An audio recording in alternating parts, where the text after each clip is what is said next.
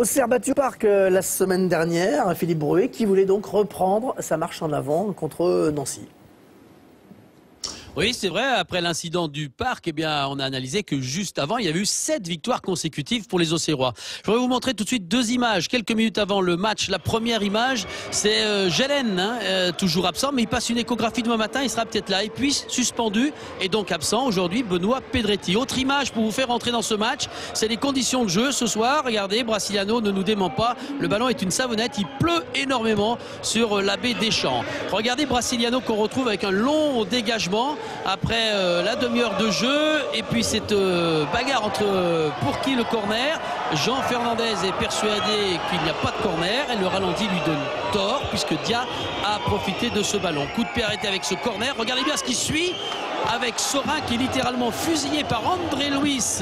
Il n'a toujours pas digéré le corner qui existe bien, Jean Fernandez. Il y a là Wadou, défenseur central, qui est monté, et puis André Luis, le Brésilien, qui vient donc marquer le premier but après 34 minutes. La réponse, il s'appelle Birsa, c'est un Slovène. Regardez la qualité de sa frappe.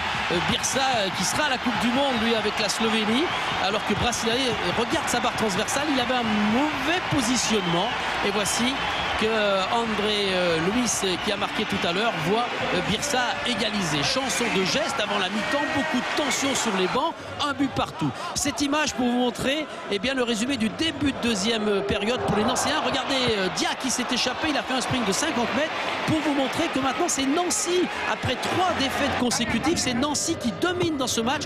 Nouveau corner et qui vient marquer, c'est un défenseur central. Cette fois, Wadou ne se contente pas de regarder le ballon, il faut dire que Sorin l'aide un peu avec cette sortie manquée. Tout à l'heure, c'était André Luis qui a marqué. Maintenant, Wadou, 2-1 pour les Nancéens, avec 2 buts de leurs 2 défenseurs centraux. Avec à la fin de la partie, la Ferret qui vient de rentrer, il touche Julien Ferret, son premier ballon. Hop, le crochet est réussi. Ensuite, c'est un véritable cadeau pour Hadji, Youssouf Hadji, qui a déjà marqué 6 fois. Il se fait un plaisir d'en marquer un 7e. Et vous commencez à connaître un petit peu la fin de match, car maintenant, avec cette exceptionnelle qualité de passe et la frappe d'Hadji, on sent que les Nancéens tiennent bien évidemment une victoire. Le masque du côté des Auxerrois.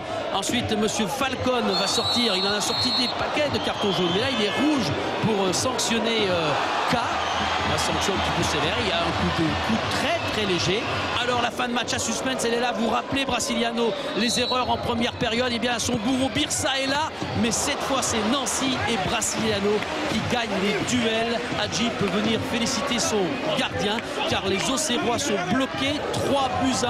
Enfin une victoire pour les hommes de Correa. Témoin cette belle image en fin de partie.